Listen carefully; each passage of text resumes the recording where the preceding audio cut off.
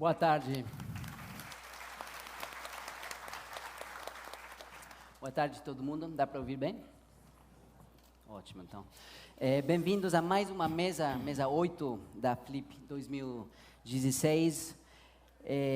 O título desta mesa mistura os títulos dos romances mais recentes dos nossos convidados, Valéria Luiselli e JP Cuenca, A História da Minha Morte. Então vamos começar logo com as apresentações.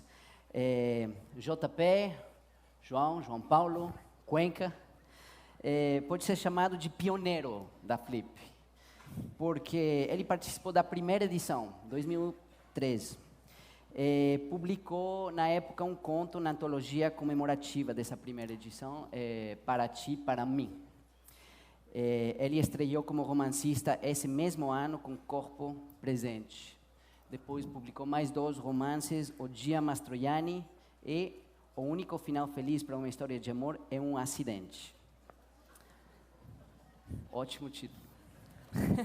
O JP, além de ser escritor, é roteirista. Ele escreveu o argumento da série da TV Globo, Afinal, o que querem as mulheres? Então já estamos vendo nos títulos a chave do trabalho. E acabou de lançar agora o romance Descobri que Estava Morto.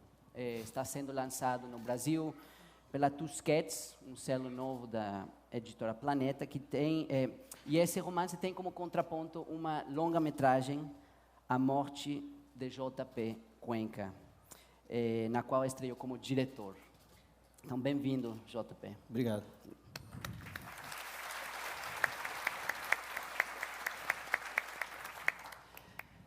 Valéria Luiselli nasceu na cidade do México, mas filha de diplomata mexicano, cresceu na África do Sul, na Coreia e na Índia, antes de voltar de novo para a cidade do México, onde logo começou a escrever o primeiro livro, Papeles Falsos, que é um híbrido entre crônica, ensaio, narrativa. Seu primeiro romance, Rostos na Multidão, nasceu da búsqueda que tinha começado com esse livro de ensaios, e agora está lançando aqui no Brasil seu segundo romance, A História dos Meus Dentes, publicado pela Companhia das Letras, numa tradução da Paula Wart e Ari Reutemann. Valéria mora em Nova York e hoje é colaboradora de publicações como New York Times, McSweeney's, onde escreve em inglês. Então é muito bom ter ela aqui. Bem-vinda, Valéria. Gracias. Então, para começar a nossa mesa agora, eu gostaria de pedir para a Valéria de começar lendo um trecho do romance que está sendo lançado agora no Brasil. Valéria. Bueno, muchas gracias. Es muy bonito ver a tanta gente reunida en torno a 2 libros y una conversación. Casi nunca pasa. Entonces, bueno, es muy grato. Muchas gracias por estar aquí. Voy a leer un poco, un par de páginas del principio de la historia de meus dentes, que no es la historia de meus dentes, pero la historia de los dientes de Gustavo Sánchez Carretera, que creo que en la edición brasileña se llama Gustavo Sánchez Estrada. Entonces, bueno, sin más introducciones, empiezo. Soy el mejor cantador de subastas del mundo, pero nadie lo sabe porque soy un hombre comedido. Me llamo Gustavo Sánchez y me dicen, yo creo que de cariño, Carretera. Puedo imitar a Janis Joplin después de 2 cubas. Sé interpretar galletas de la suerte. Puedo parar un huevo de gallina sobre una mesa como hacía Cristóbal Colón. Sé contar hasta 8 en japonés. Ichi, ni, san, shi, ko, roku, shichi, hachi. Sé nadar de muertito. Esta es la historia de mis dientes. Es mi carta familiar a la posteridad, mi ensayo sobre los coleccionables y el reciclaje radical. Primero vienen el principio, el medio y el fin, como en cualquier historia. Ya luego vienen las parabólicas, hiperbólicas, elípticas y todo lo demás. Y después de eso, no sé qué viene. Posiblemente la ignominia, la muerte y más tarde la fama post-mortem. Pero ya de eso no me va a tocar decir nada en primera persona. Hay hombres con suerte y hay hombres con carisma. Yo tengo un poco de los dos. Mi tío, Venustiano Sánchez Fuentes, vendedor de corbatas de calidad italiana, decía que la inteligencia y la belleza se gastan y que son una carga pesada para quienes las poseen, porque perderlas es la más triste y lenta de las muertes en vida. A mí no me afligen esa clase de preocupaciones, porque nunca tuve cualidades efímeras, solo de las permanentes. De mi tío Venustiano heredé precisamente el carisma y también una corbata elegante, que es lo único que se necesita en esta vida para volverse un hombre de pedigrí.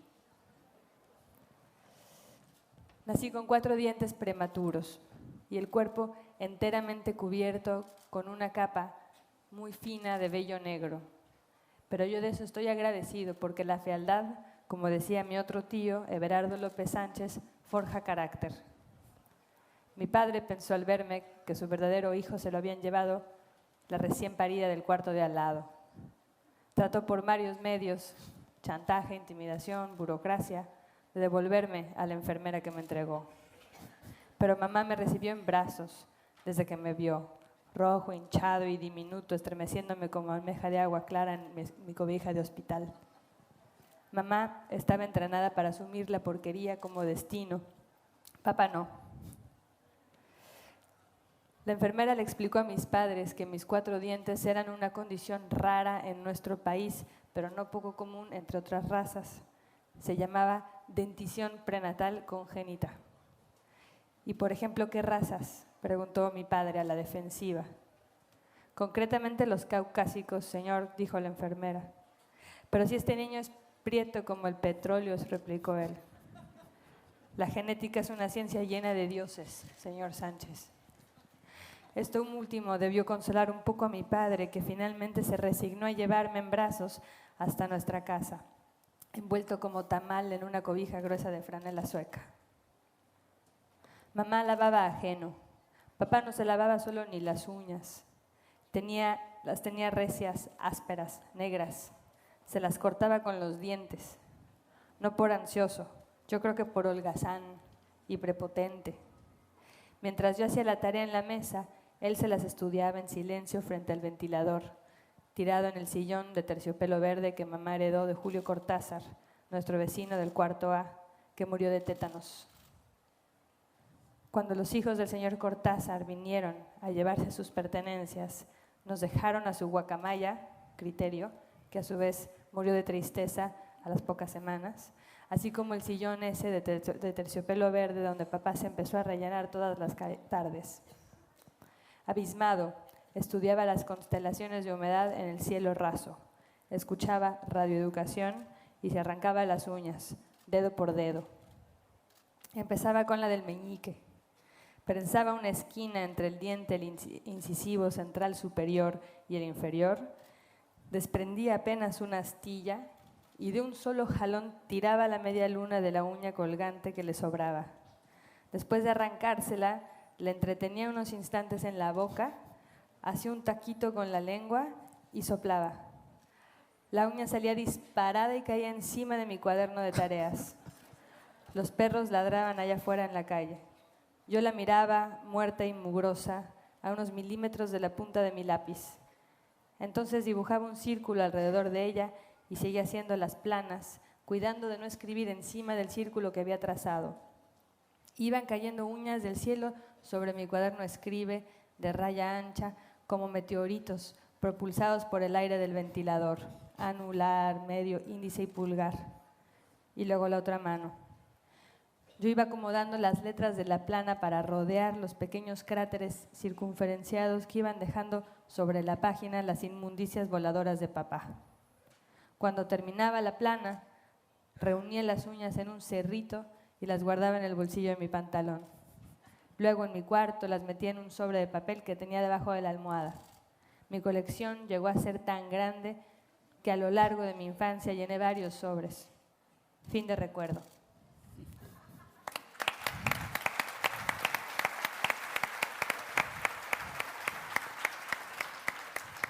Gracias, Valeria. ¿Nos podrías explicar un poco cómo nació este libro? ¿Cuál fue el proceso? Porque entiendo que fue un libro por encomienda. Sí, efectivamente, fue un libro que escribí por entregas, que originalmente fue una comisión, pero de naturaleza muy distinta. En México hay una colección de arte contemporáneo muy grande, muy importante, que colecciona arte contemporáneo internacional, que se llama la colección Jumex, que quizás sea conocida aquí. La colección Jumex, a su vez, compra estas obras de arte con las ganancias de una fábrica que produce jugos, que es una cosa muy rara de por sí, que no inventé yo, pues, o sea, parece ficción, pero bueno, básicamente la producción de jugos al final de la cadena redunda en la posibilidad de comprar estas obras de arte. En algún momento a mí me pidieron en la colección que escribiera una especie de texto ficcional, bitácora, del proceso mediante el cual se montaba una exposición en su galería. Y a mí me pareció muy aburrido como idea, ¿no? Pero me parecía intrigante el hecho de que una fábrica al lado, que estaba además físicamente al lado de una galería, fuera la que finalmente financiara todo lo que ocurría en la galería. Entonces pregunté si podía escribir más bien para la fábrica y no para la galería. Entonces me dijeron no. Entonces yo dije, pues no, entonces no lo hacemos, ¿no? Pero me dijeron, bueno, ok, está bien, negociamos un poco y al final sí fue un proceso pues muy interesante, en el que básicamente yo escribía un fragmento, ese fragmento se publicaba, se imprimía en la galería como fascículo, ¿sí? Y que luego se distribuía en la fábrica. 12 obreros de la fábrica decidieron entrarle al juego, pues, y formaron un grupo de lectura.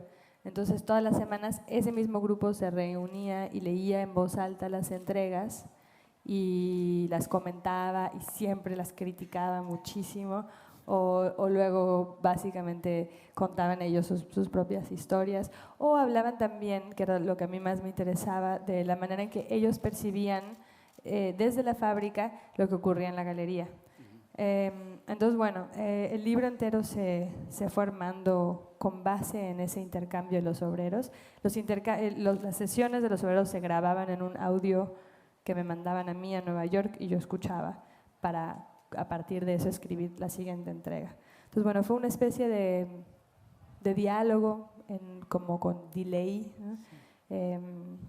¿Qué tipo de críticas hacían los obreros en este grupo de lectura? ¿Cómo reaccionaban a lo que escribías?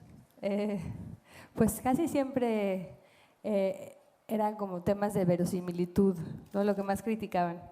O sea, no sé, en algún momento, por ejemplo, el señor Estrada o Carretera subasta una serie de dientes que le pertenecían antes a él, pero que pudo reemplazar por una mejor dentadura porque ahorró dinero para hacerlo, y sus dientes viejos un día los subasta ante un grupo de ancianos en una casa de estas horribles donde la gente, ¿cómo se llaman? Como un asilo de ancianos, ¿no?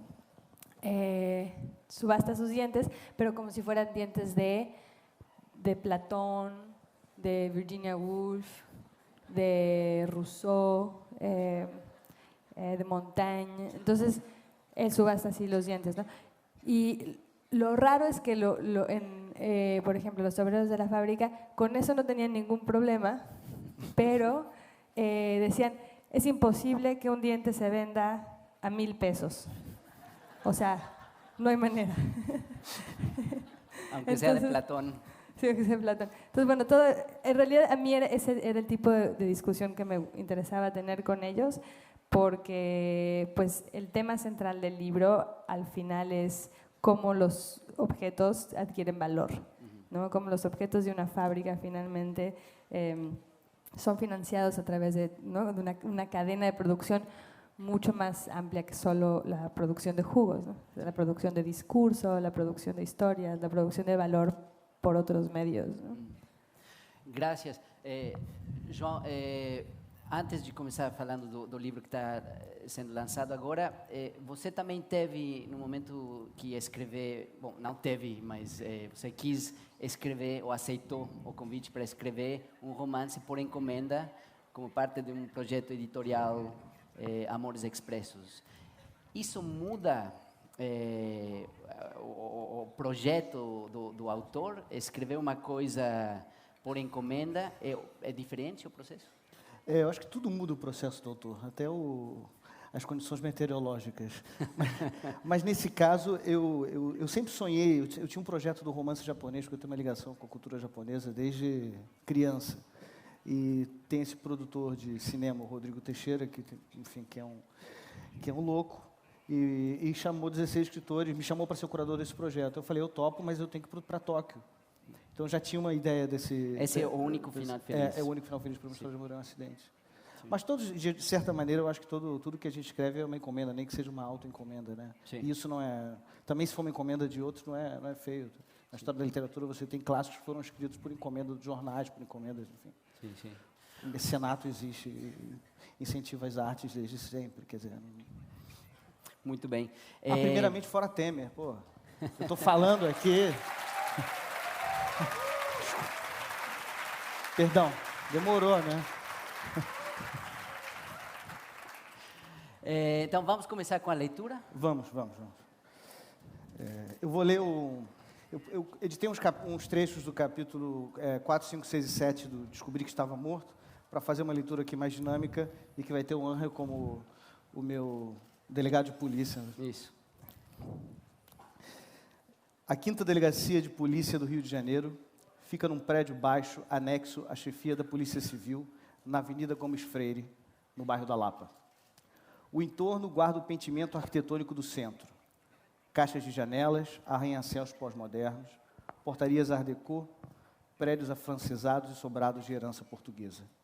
Muitos caindo aos pedaços, como o que havia ao lado da delegacia, apenas com a fachada de pé, suas janelas nuas, abrindo espaço para o céu e um terreno baldio. Depois de me identificar a um policial, fui conduzido por corredores de arquivos de metal até a sala do inspetor. Cada um daqueles arquivos, que rodeavam mesas e cadeiras, deixando poucas paredes visíveis, continha narrativas cujo ingrediente comum era o desentendimento entre os seres humanos da minha cidade. Histórias transmitidas oralmente pelos seus habitantes e registradas por escrivães, o que fazia do lugar um cruzamento perdido entre biblioteca, cartório e necrotério. Você é o Cuenca, né? O inspetor Gomes era careca, tinha cerca de 50 anos e usava um coldre na altura das costelas. Sem levantar da cadeira, me esticou a mão num cumprimento desleixado. O pavor atávico que sinto na presença de professores, padres e policiais é um traço de personalidade que me acompanha desde a infância. Nunca me senti à vontade na frente de um agente da lei. Não seria a primeira vez. O inspetor pareceu perceber o meu desconforto e sorriu com o ar de quem é dono das chaves da cela. Mandou que eu me sentasse e atirou na mesa o registro de ocorrência número 005-0591/2008, o guia de remoção de cadáver número 042435-1005/2008 e o laudo cadavérico número 04331/08. Todos eles certificavam que João Paulo Vieira Machado de Cuenca, filho de Maria Teresa Vieira Machado e Juan José Cuenca, cujo número de certidão de nascimento é PED 219-4177-LV255A, estava morto. Com o olhar entre ameaçador e curioso, o policial estudou minha reação ao ler as páginas do registro de ocorrência.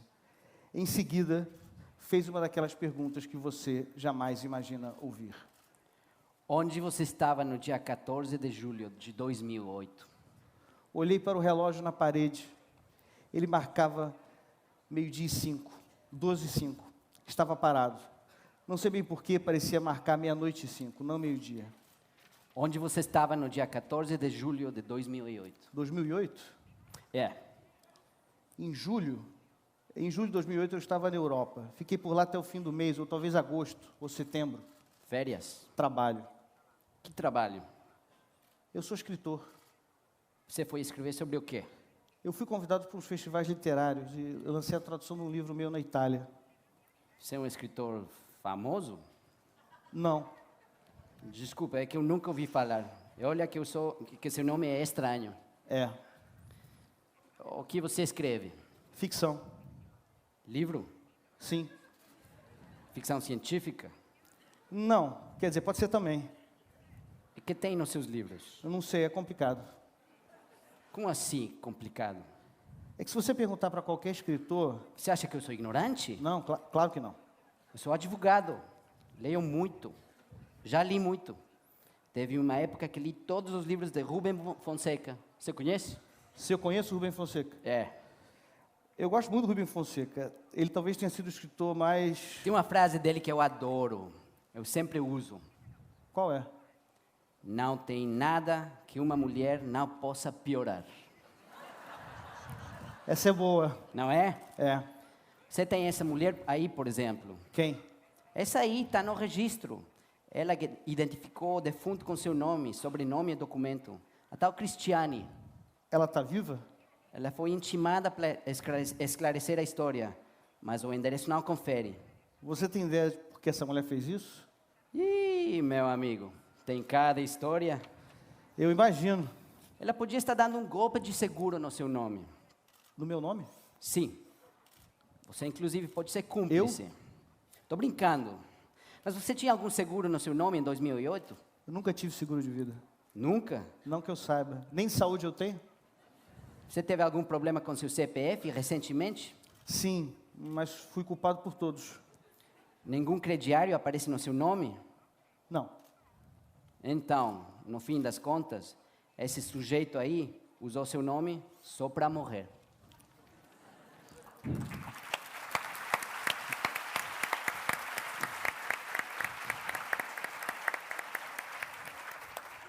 Cuenca, então agora, por favor, nos fale um pouco sobre o contexto, porque o enredo do livro se desenvolve a partir do momento que o J.P. Cuenca, personagem, descobre que aparentemente tinha morrido. Mas isso vem de uma vivência real. É um fato concreto. No dia 14 de julho de 2008, um cadáver foi identificado num prédio invadido na Lapa, entre a rua... É a rua da relação entre Inválidos e Gomes Freire, era um esqueleto de um prédio, e esse morto foi identificado pela polícia com a minha certidão de nascimento. A mulher dele apresentou a minha certidão de nascimento. Por isso eu tenho todos esses documentos que eu reproduzo no livro, né? Sim. Comprovando o meu óbito. Sim. Eu descobri isso em 2011, e eu comecei a ficar muito envolvido com a história e comecei a não parar de pensar nisso. E aí muito no bairro, o lugar onde era o esqueleto, onde eu morri, virou um prédio, um condomínio chamado Sol da Lapa, veja só. Um condomínio moderninho, no contexto de reformas urbanas do Rio de Janeiro, dos anos pré-olímpicos, né? De certa maneira, o cara, ele roubou a minha identidade, ele usou a minha identidade para morrer no coração da crise de identidade do Rio de Janeiro, onde a cidade está mais mudando, onde as pessoas estão sendo mais expulsas de casa, enfim. Isso tudo me atraiu para esse lugar, para essa coincidência como um imã, assim. E acabou que eu contratei detetives e aluguei um apartamento no prédio, fiquei um tempo lá. Quer dizer, eu fui me aproximando também no lugar do morto. Enfim, mas eu não sei se eu posso contar, mas senão eu estrago a graça do livro. Mas você tinha amigos, psicoterapeutas, que falavam que você não devia estar fazendo isso. Você Sim, tava... não, um círculo, inclusive, de psicoterapeutas me disse que era perigoso eu me aproximar tanto do lugar da morte. Eu deveria... Da própria morte. Exatamente. Sim. Mas o lado bom de morrer, e isso inclusive está na epígrafe do livro, eu uso o Brás Cubas do Machado, é que a grande virtude dos mortos é a sinceridade. Então isso me deu uma liberdade tremenda para falar de mim mesmo, para falar do Rio de Janeiro, para falar dos círculos que eu frequentava. Eu não moro mais no Rio de Janeiro, né? Depois de publicar esse livro eu tive que sair. Isso aconteceu num momento em que eu estava relendo com muito carinho e muita atenção o Lima Barreto, especialmente o Recordações do Escrivão Isaías Caminha, que é um livro do início do século XX que fala da sociedade extremamente racista da época, de reformas urbanas de especulação imobiliária excludentes, feitas em prol do capital e contra a população. Muita gente sendo expulsa de casa. O Pereira Passos, ele arrasou o centro do Rio de Janeiro para fazer uma pequena Paris, né? O nosso Pereira Passinhos, Eduardo Paes, tenta fazer uma Highline nova-iorquina no Cais do Porto. O Lima Barreto...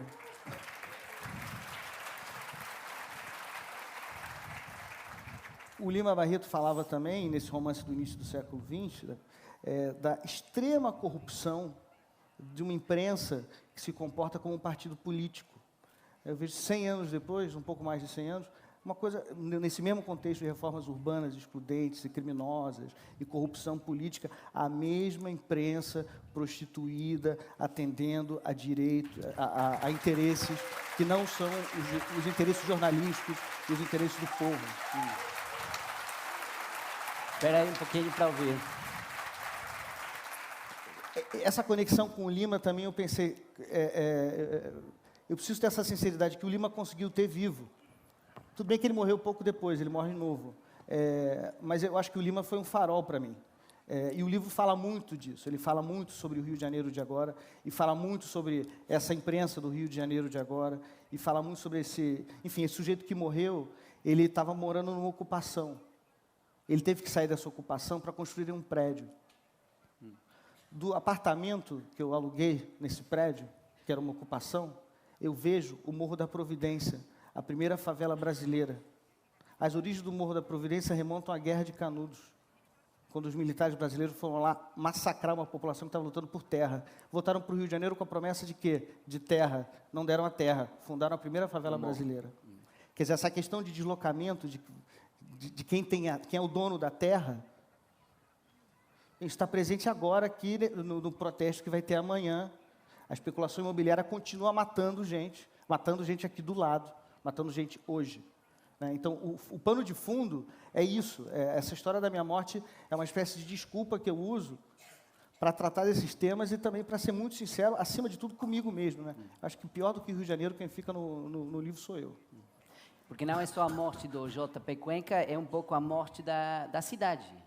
E certamente você apresenta uma decadência moral que é terrível. Tem uma cena impressionante onde tem uma festa, começa a ter tiroteios lá fora. Então é só elevar o som, né, para esquecer do que está acontecendo lá fora, que eu achei forte. E isso efetivamente aconteceu comigo. Parece que enfim, as coisas do Rio de Janeiro a gente escreve num livro e falam que é exagero, porque é uma imagem tão... Eu estava numa festa no Leme, uma vez, num apartamento desses e tal, e estava tendo no Morro do Leme uma guerra de facções. Eram duas facções, estavam invadindo por trás. Chegou a polícia, o BOPE, tiro. A gente no Rio de Janeiro já distingue tiro de fuzil, de escopeta, de pistola, conhece os sons, né? Começou a ter muitos tiros de fuzil. A dona do apartamento fez isso que eu descrevo no livro. Ela levanta o som, aumenta o som. Agora ninguém pode ir embora, né? Estoura uma garrafa de Prosecco. Aí no dia seguinte, morrem 8 pessoas, o Globo dali num cantinho. Esquece. Quando dá, né? Quando noticia, né? Sim. Tem todo um contexto também da gente viver... Enfim, nós aqui nessa bolha, a gente não sente tanto na pele a democracia seletiva brasileira, né? Quem mora numa favela, quem mora numa comunidade, quem mora na periferia, vive sob o jugo de homens armados, de militares. A ditadura militar continua para grande parte da população brasileira. Isso também está no livro, esse é o pano de fundo do livro. Poderia continuar falando aqui sobre... Eu quero perguntar para a Valéria sobre o assunto do pano de fundo. Valeria, tú has dicho que tus libros son todos, en cierto sentido, un intento de reapropiarte de un lugar como la Ciudad de México, que te era ajena porque habías crecido en otros lugares. Entonces, a través de estos ensayos, a través de las crónicas y viñetas en tu primer libro, y ciertamente en la historia de Mis dientes, la exploración de los recovecos de la ciudad, estas colonias populares donde está la fábrica de jugos, etcétera, etcétera. Entonces, háblame un poco de la importancia de la ciudad como setting y como fondo para tus libros. Sí, bueno, escuchar a Juan Pablo es también como un poco impresionante en el sentido de que escribimos realmente sobre las mismas cosas, ¿no? Brasil y México son dos Gullivers asediados por sus Liliputs todo el tiempo, ¿no? Somos dos países que además es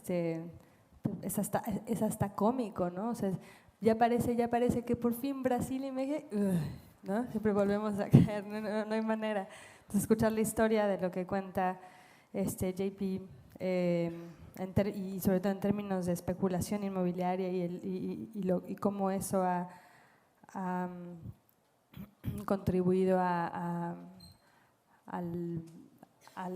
desgaste del tejido social es como escucharte hablar sobre la Ciudad de México, ¿no?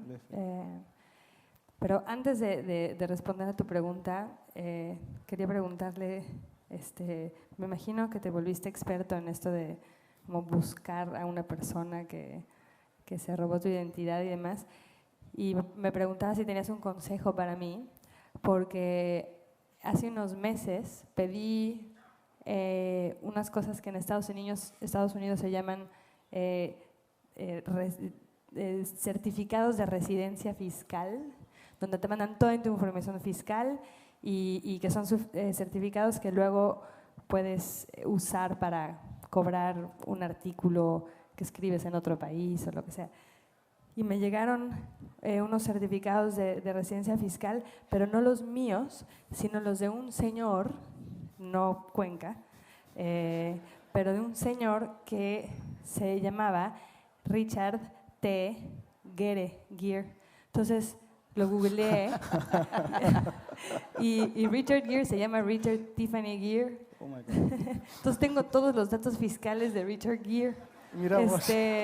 Y creo que tengo que hacer algo con ellos, pero no sé qué.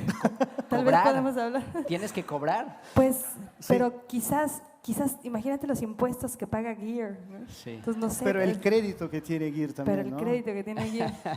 No sé, si tenemos que hablar de esto después, Sí, ¿no? después. Okay. Tomando cachaça. Ok, toma esa cachaza. Okay. Por supuesto, mi mamá me obligó a devolverle algunos de los papeles. Pero no todos.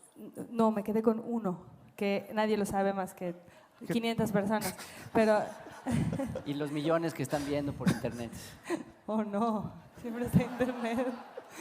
Tal vez Richard T. Gere también lo está viendo. Pero mi mamá me obligó a escribirle una carta cuando devolví los papeles, dándole una cita en un restaurante tibetano. Por supuesto nunca llegó Gere, ahí estaba mi mamá sentada esperando a ver si llegaba. Pero bueno, la Ciudad de México,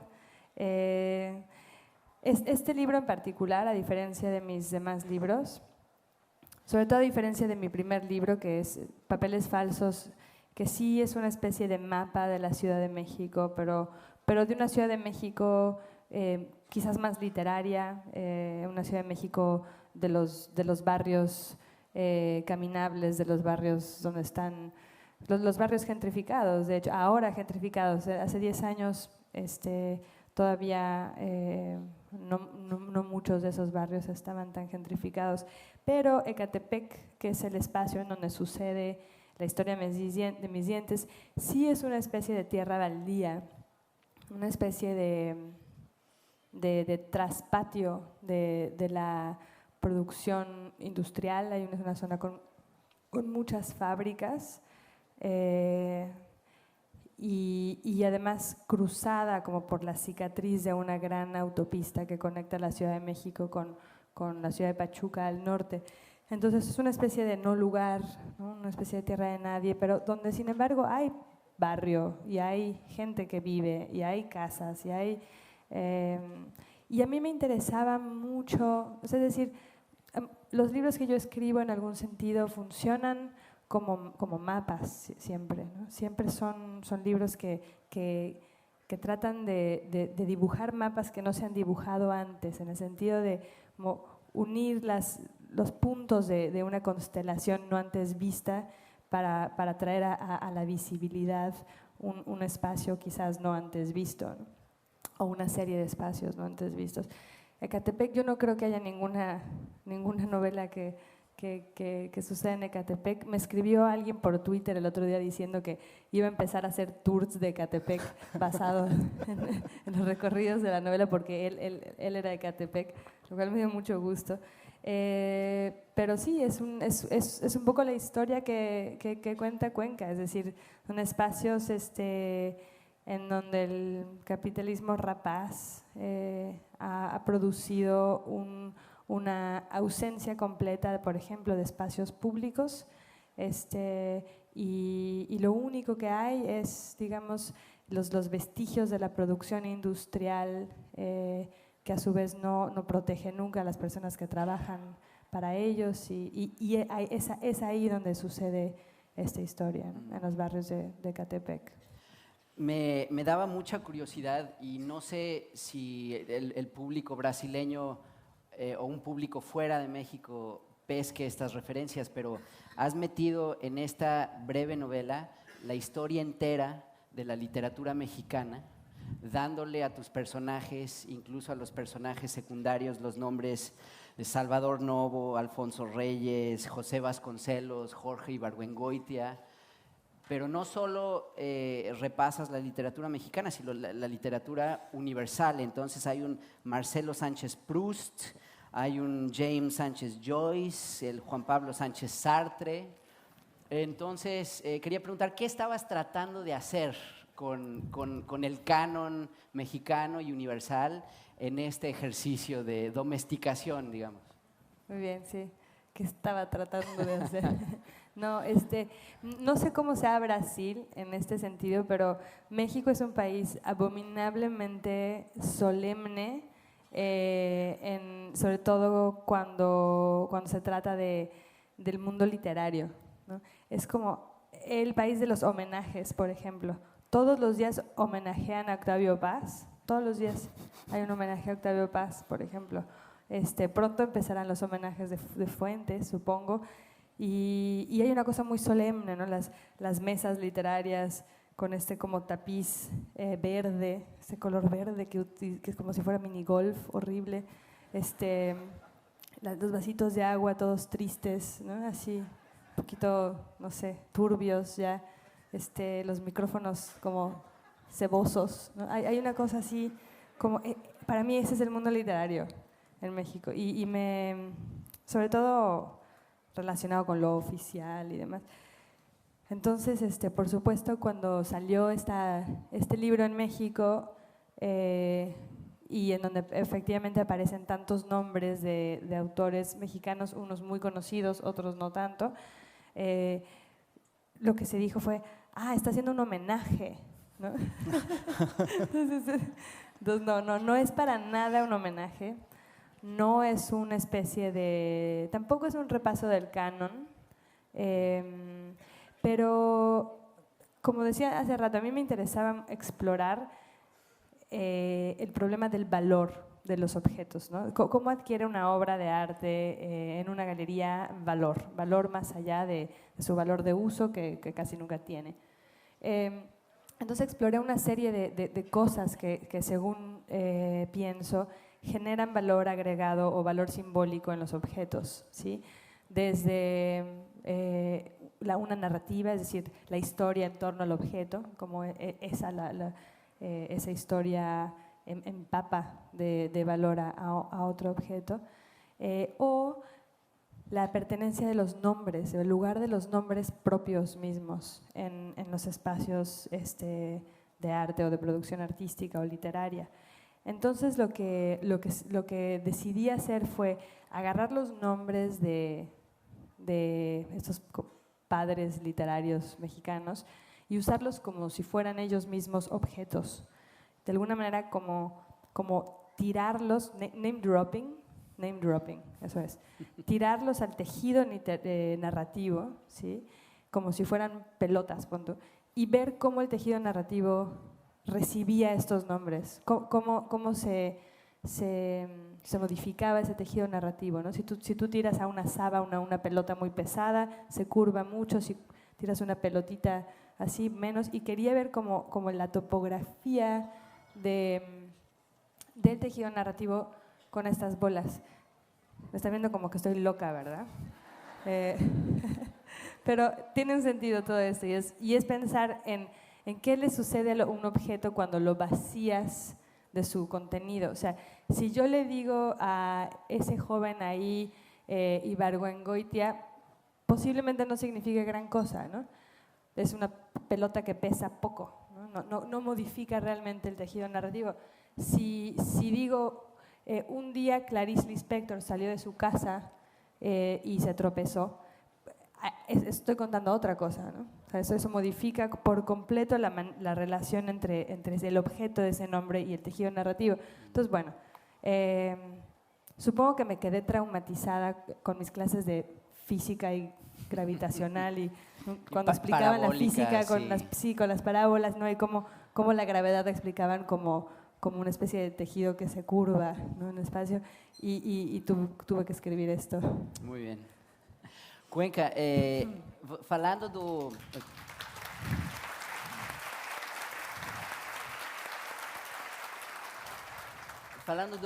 Descobri que Estava Morto, você diz que cada vez é mais difícil escrever romance de ficção. Então, daí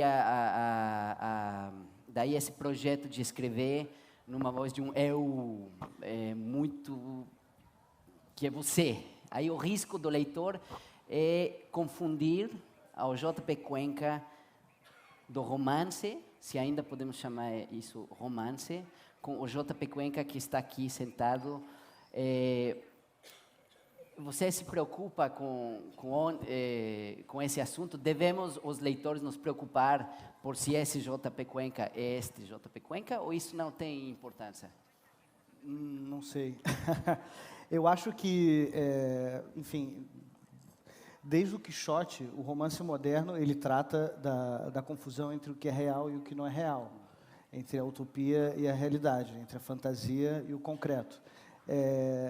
De maior ou menor modo, em todos os meus livros, essa questão está colocada. Então, como também a questão do próprio narrador, enfim.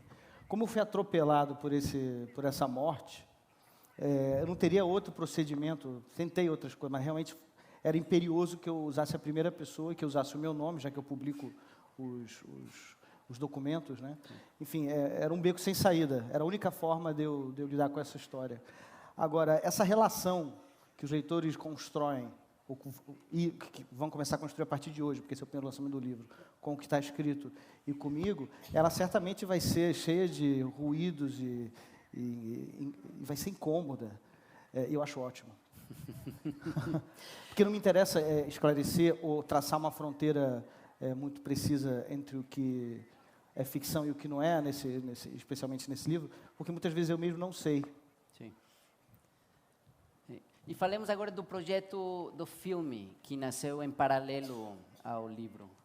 Sim, enfim, como eu disse, eu comecei a pesquisar a história e comecei a gestar um projeto de longa-metragem que acabei dirigindo, estreou ontem, no Rio e em São Paulo, estão todos convidados. Vão logo, porque não deve ficar muito tempo em cartaz. E, na verdade, são obras complementares, assim, não é exatamente uma adaptação do livro. O livro atira para outras direções, mas eu acho que é interessante se você ler um e ver o outro, como eles conversam em alguns pontos e como eles abrem. E temos um trecho do filme que podemos assistir agora, então Se posso pedir à equipe da produção. Obrigado. Você imagina se alguém usasse o seu nome e morresse, e você visse os documentos que você morreu, com o seu nome, o nome do seu pai, o nome da sua mãe. Sabia que o primeiro irmão... Morreu. Sabia que o primeiro irmão do Van Gogh chamava Vincent. Pois é. E ele ia ao cemitério e via Vincent. E via Vincent Van Gogh. Ele via uma lápide com o Pois nome é, dele. Pois é. é isso. Mas ele era do Van Gogh, né? E você viu detalhes? Detalhes. É. Autópsia. Buracos. Não. Não, Como eles invadiram o meu corpo. Invadiram o seu corpo. Tem toda a descrição, todo o relatório da autópsia. E o legista é um Balzac? Sabe descrever direito? É sabe? uma coisa maravilhosa. É? Você entra, você vê tecidos se tecido. descortinando. Ele abre adiposas. todas as camadas. Efeitos. Cara, eu acho que é a análise mais profunda que você já sofreu até hoje, né? Você acha que esse negócio de eu morrer é um recado? As coisas não são à toa, né? Aconteceu de acontecer com você. Não dê tanta importância para isso. Você morreu, ok. Mas isso pode não significar nada. Porra, Paulo, óbvio que significa alguma coisa. Sim, mas o quê? Você está esperando o quê? Isso é um aviso divino? É. É? Acredita em Deus agora? Só existe a casa, porque esta dessa mulher não escolheu um outro nome para botar no morto. E escolheu o seu. Certamente porque, por um acaso, ela chegou. Ou você acha que ela leu prosa e verso? Falou, vamos pegar aqui o João Paulo Cuenca e fazer a coisa. Nem f***ando, né, Cuenca? Pô, a história é tão boa, essa história é tão boa, que eu tenho medo que você queira fazer um livro com isso. Seria? Não. Cafona, né? É cafona? Totalmente. Por que é cafona? Tem limite ser personagem, cara. Bicho. Relaxa. Manda publicar um anúncio fúnebre, convidando para a missa. Convide para a sua própria morte. Se você morreu, celebre a sua morte. Bota um anúncio. É uma coisa boa isso. É uma coisa boa. E ver quem vai, né? Tem Paulo, isso. você iria no meu velório? Ah, certamente. Eu sou mal Maria Velório. Assim, Você iria? Você ia chorar? Talvez no velório não, mas... Você ia chorar em casa quando você chegasse? Você está convencido que é bom morrer. É ótimo morrer. Você está curtindo, né? Ótimo, é maravilhoso. Sabe por que você... Morrer. Sabe por que você não morreu, seu... Quem dera. Quem dera que tivesse morrido.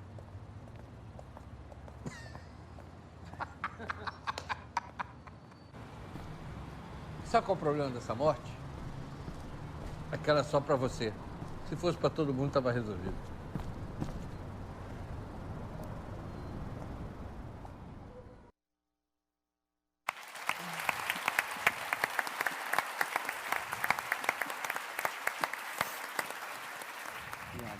Eu Temos poderia ter aqui escolhido também- outros trechos do filme, que eu falo com o detetive, com o investigador, com o cara da funerária, mas, enfim, é porque eu queria muito constranger Tá o aqui, Paulo ó. Roberto Pires, que está aqui presente. Obrigado, Paulo. Eu estou pensando agora que Valéria poderia ajudar para o remake com Richard Gere. talvez. Ah, olha só. Mas, enfim, como foi o papel não só de desenvolver o projeto em paralelo ao livro, mas de ser o diretor e o ator também? Qual a experiência? Insanidade total, né? Eu estava completamente louco. Essa cena, para você ter ideia, porque a mise-en-scène do documentário era toda improvisada, não tem uma linha de diálogo escrita. Eu escrevia as situações e fechava os planos e deixava as coisas acontecerem. Nesse dia, eu tomei 8 dry martini, eu não lembro como eu cheguei em casa, está completamente bêbado. E eu só fui entender o que eu falei na mesa de edição. Aí você imagina a fita bruta disso, como é que você se ver. Porque tem apagão, né? Sim. E sou eu no apagão, eu não lembro disso. Então o processo foi cheio dessas pequenas insanidades, né? Valeria- E eu falo muito de gente da rua, né? Sim. Só completando. Tem a corretora de imóveis do Sol da Lapa, tem um delegado aposentado, tem os detetives, tem o sujeito que me identificou lá morto, o médico que atendeu o chamado. Enfim, eu lido com todas as pessoas de verdade, como o Paulo. Tem uma atriz e eu não sou ator, né? Então, como dá para ver, né? Es ótimo. Valeria, ¿tú te imaginas convertirte, no necesariamente en película, pero en narración, por lo menos, en tu propio personaje? ¿Te sentirías cómoda escribiendo sin la máscara que la narrativa nos ofrece? No, lo odiaría. Lo odiaría, seguro. Pero es raro. Hace rato que Juan Pablo decía esto sobre como no estar muy seguro tú mismo de los límites entre la ficción y la verdad. Creo que es algo que pasa mucho cuando estás escribiendo, ¿no? Y cuando estás ya muy metido en el libro de alguna manera te devuelve algo, y sí es un proceso ligeramente esquizofrénico. Por ejemplo, sí, yo estoy escribiendo un libro ahorita en donde la narradora, uno de los narradores es documentalista de radio, se dedica a hacer documentales de radio. Y hace 2 semanas, eso llevo escribiéndolo como 2 años, soy muy lenta, y hace 2 semanas me llamaron de un programa de radio en Estados Unidos, de NPR, para preguntarme si podía hacer con ellos un documental de radio sobre el tema de la migración, que yo llevo mucho tiempo trabajando en la Corte de Migración en Estados Unidos como intérprete, traductora e intérprete de niños que recién llegan a Estados Unidos. Entonces, la narradora de la novela que estoy escribiendo está precisamente haciendo eso, un documental sobre la situación en las cortes migratorias de esos niños, y hace 2 semanas dije que sí a la cosa terrible y súper peligrosa de volverme quizás mi personaje, ¿no? Es una conspiración. ¿Es como? Una conspiración. Es una conspiración. Seguro es tu muerto que le habló a la del radio y Richard Gere mandó la señal, ¿no? O sea, fue todo así. Todo involucrado. Pero es muy curioso porque creo que tenemos en América Latina menos, no sé si sea tu opinión también, Cuenca, pero como tenemos menos preocupación, para bien y para mal, entre los límites de la ficción y lo no ficción, ¿no? Esto puede ir muy mal en algunas circunstancias, ¿no? En el ámbito de la política, por ejemplo, es bastante peligroso, ¿no? Pero creo que en el ámbito de la literatura y la creación literaria es como es algo muy sano, creo que es algo muy sano. Y sucede exactamente lo contrario en Estados Unidos. No sé si alguna vez hayas tenido que pasar por el proceso de fact-check en Estados Unidos, pero en este libro, por ejemplo, que es muy flaquito, muy flaquito, la fact-checker produjo un documento como de 50 páginas de fact-check.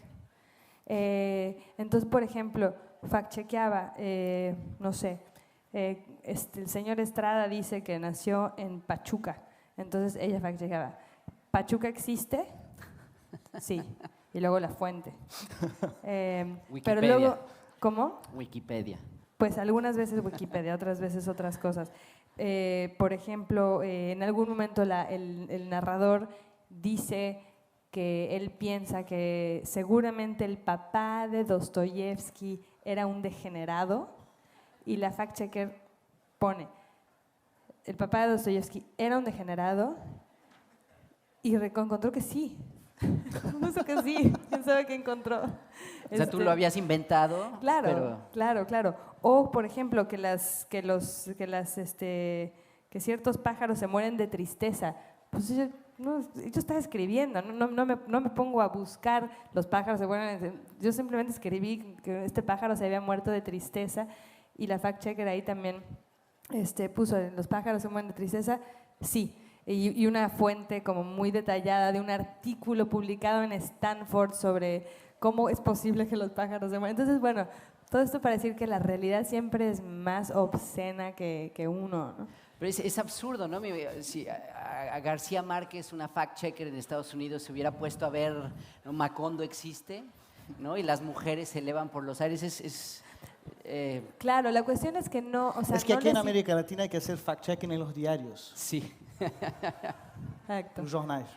Pero, o sea, en realidad, si no es cierto, no importa, pero el impulso por querer saber es lo que es muy interesante, ¿no? Es decir, si Pachuca no hubiera existido, que sería mucho mejor para México,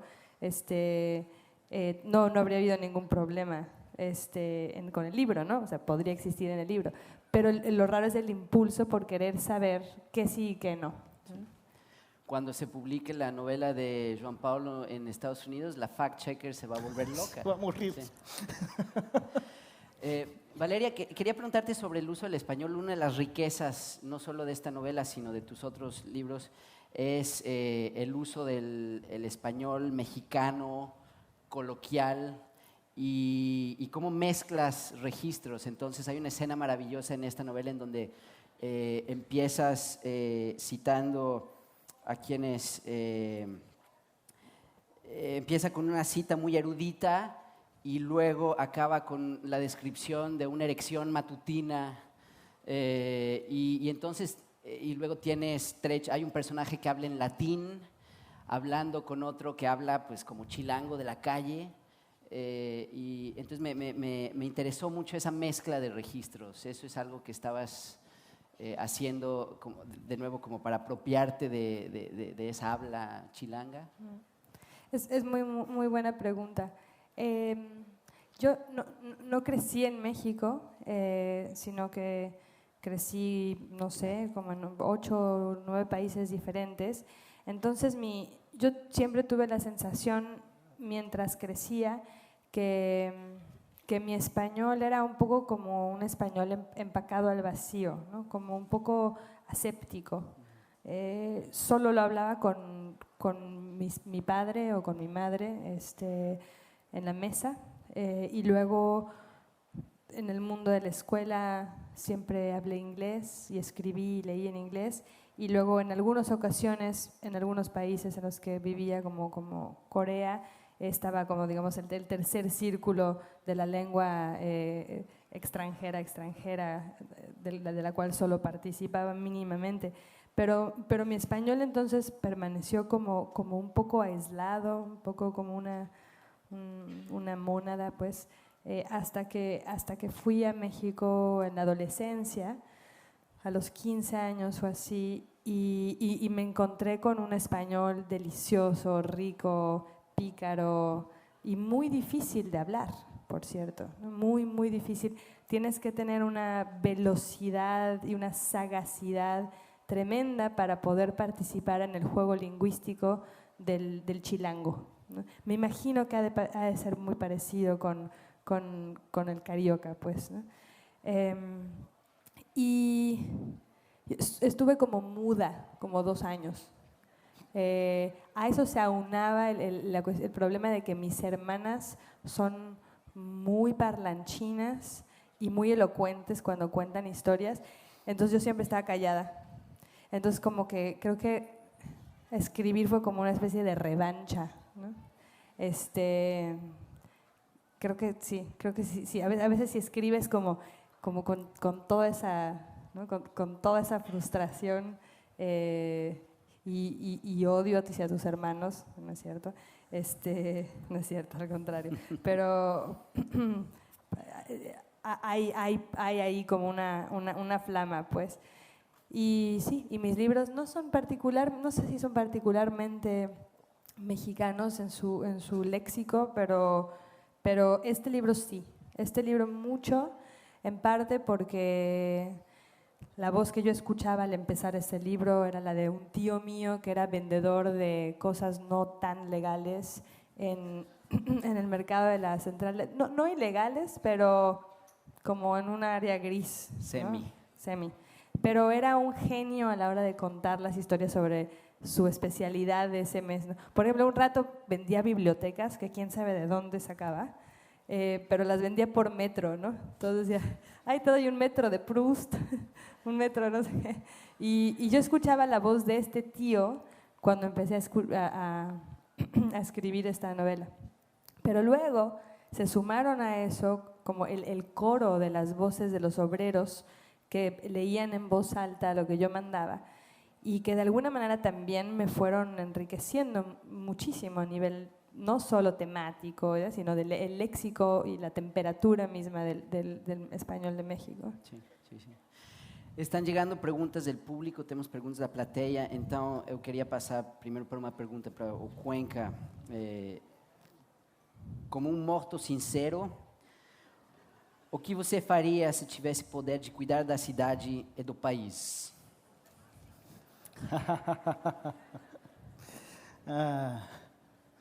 Uau.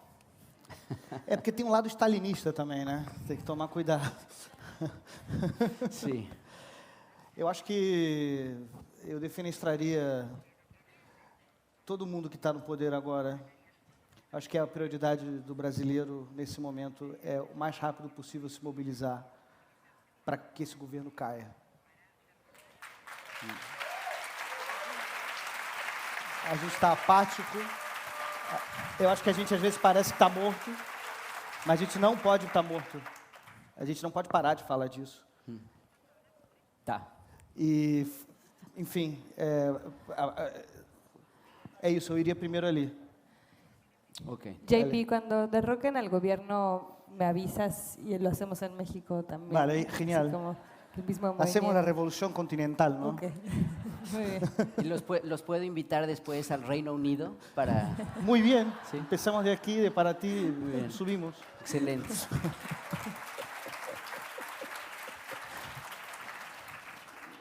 Pergunta para ambos. Cuenca afirmou que provavelmente tem mais leitores fora do Brasil do que aqui. Valéria constrói sua obra fora do México. Então a pergunta é: o autor latino-americano continua sem leitores em seu próprio país? Espero que no, no sé. No sé, yo no tengo idea y trato de no ver esas cosas porque casi siempre sería deprimente, entonces me sustraigo lo más posible.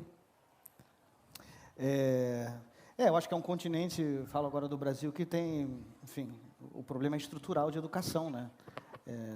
O problema não está nos escritores ou não está na literatura que é produzida, é que o buraco é muito mais embaixo, né? Quando a gente escreve um romance, a gente não está pensando nisso, senão realmente você fica embaixo da cama, se mata, enfim, não vai escrever, né? Sim. Mas eu acho que o problema não é a ausência dos leitores do meu romance de ficção, o problema é a ausência dos leitores da realidade. O problema é você ter uma população que é deseducada no básico, né? Mas tem todo o interesse para que continue deseducada. Óbvio. Para que esses caras continuem fazendo o que eles estão fazendo, por exemplo, agora, né? Então, eu acho que é um problema maior do que simplesmente alguém ler o meu livro ou não. Sim. Né? Agora, sim, o livro Viajar é maravilhoso, né? Mas o que eu quero mesmo é ser lido aqui, né? Estou falando mais diretamente com vocês. Mais uma pergunta para o Cuenca. Dar tanta atenção para a sua morte, ou a morte na sua perspectiva, não diminui o ato da morte que de fato aconteceu? Eu não... Tem que ler o livro para... Essa resposta está contida na última parte do livro. Senão eu estrago a graça do, não, tudo bem. do romance. Eu queria perguntar para os dois, porque Cuenca está no livro e também em comentários que você tem feito em off, o papel do escritor hoje, a relação com eventos como esse, por exemplo, com festivais literários. Você se incomoda, talvez, com a ideia do festival literário. Eu queria perguntar para os dois, hoje o autor precisa de aparecer no palco, mas ninguém, ou quase ninguém, virou autor para estar no palco, né? Mas é uma realidade do mundo editorial. Então, como vocês gerenciam esse assunto? Bueno, pero antes déjame decir algo sobre lo anterior, sobre el problema de la falta de lectores en general. Yo creo que los libros buenos se tendrían que prohibir, entonces todo el mundo los leería, ¿no? O sea, en la escuela el problema es la escuela, la escuela es muy aburrida y no hay manera de sentirse apasionado por los libros que nos dan a leer en la escuela, incluso cuando son libros buenísimos, ¿no? Tú sabes que yo estudiaba en una escuela de monjas. Yo frailes, también. Con razón tenemos tantos problemas y la psicológicos. monja era responsable por la biblioteca, tenía todos los libros de Rubén Fonseca. Y yo tenía 9 años y quería retirar un libro, Feliz Ano Novo. Y ella me prohibía, no me dejaba, no dejaba yo tirar el libro. Y los leíste todos. Y ahí yo lo robé. Pero tenías mucha suerte de que Después lo devolví, pero el hecho de que me prohibiera Claro, pero tuviste mucha suerte que tenías una buena librera. Yo tuve exactamente la misma situación en una escuela, estuve en una escuela de monjas en Sudáfrica, imagínate qué horror. O sea, monjas africanas, holandesas, pues, o sea, es como estar en un vuelo de KLM toda la vida. Es así como te vuelves loco, ¿no? Loco de todo el tiempo te están regañando y ponte eso y quítate eso. Pero antes de eso estuve peor en una escuela militar gringa, es decir, de hijos de soldados gringos. Y ahí los libros prohibidos en la biblioteca eran los de Stephen King. Entonces a mí me encantaba Stephen King, lo cual habla muy mal de mí, ¿no? Pero no, en realidad King tiene algunas muy buenas novelas. Y bueno, ojalá me hubieran prohibido, no sé, algo un poco mejor. Pero si prohibimos los libros buenos, se van a leer. Sim, é uma dica que eu dou para as crianças, para as mães de filhos, professoras, proíbam os livros bons. Né? Porque a criança, normalmente, o leitor de informação, ele tem 2 opções. Ou ele lê o que a escola manda ele ler, né, que é um tijolaço na cabeça dele, ou ele lê o que o mercado manda ele ler, que é o anjo, vampiro, enfim, exótico e tal. E aí, no meio, tem a literatura, enfim, lá perdida no canto está a literatura, né? Tem que proibir a literatura mesmo. Muito bem, tem que proibir. Mas voltando rapidamente... do festival. Não, eu não me sinto incômodo, não. Na verdade, a minha vida de escritor está muito ligada a... Bem, eu tive aqui na primeira Flip, né? Minha primeira aparição como escritor foi na primeira. E, de certa maneira, a publicação dos meus livros coincide com essa onda de festivais literários, de feiras literárias, que começa no Brasil com a primeira Flip. Agora, o meu desconforto é que muitas vezes você percebe que as pessoas estão trocando a experiência de leitura pela performance do escritor falando sobre sua obra. Quer dizer, elas veem o escritor falando e beleza, essa é a literatura, já estou mais iluminado. E o fundo, assim, eu quero que todos nós queremos ser lidos, né? Mas aí também, eu acho que muitos de nós, ou todos, viramos cacheiros viajantes e performers sem saber. Acho que tem uma certa ingenuidade. Alguns meus colegas, eles não sabem o que... Você vira um ator de teatro, né, que eu estou fazendo aqui agora. Não tem nada a ver com literatura, nada. Sim. Né? Tem a ver com o que eu estou falando, mas assim, é uma performance teatral. Estou aqui num palco com você, um telão ali passando ao vivo. Eu acho que esse processo que eu vivi nesses últimos 14 anos foi me gerando uma coisa, um comichão, que eu pensei assim, pô, vocês querem uma performance? Agora que eu morri, eu vou dar uma. E aí esse filme, entendeu? Ele surge também dessa inquietação. Sim. Entende? Sí. Valeria, ¿cuál es tu relación con este mundo en el que los autores están cada vez más por necesidad envueltos? Sí, pues yo tenía muchos problemas escénicos cuando era más joven. El único papel de teatro que jamás tuve fue la pared en Sueño de una noche de verano, la pared que se para así y para que los 2 personajes hablen.